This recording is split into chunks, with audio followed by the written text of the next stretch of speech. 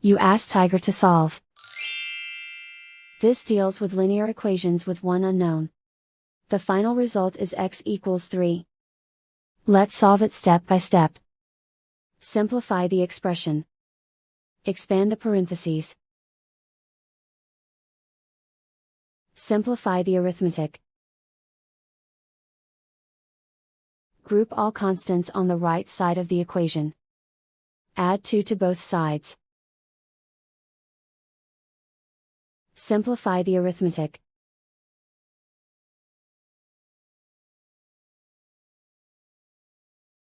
Isolate the x. Divide both sides by 2. Simplify the fraction. Find the greatest common factor of the numerator and denominator. Factor out and cancel the greatest common factor. And so the final result is x equals 3.